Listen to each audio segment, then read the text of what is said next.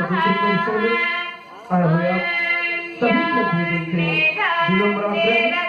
यदि आप स्नान करते हैं तो यज्ञ में संपन्न हो रहे हैं तुम्हें आप भी सम्मिलित हो दुष्टों की मानवता लोकमंडल की कामना से हो रहे हैं तुम्हें आप भी आहुति प्रदान करें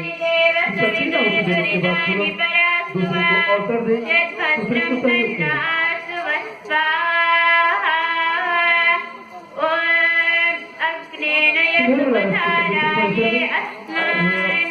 सभी श्रद्धालुओं से विनम्र आग्रह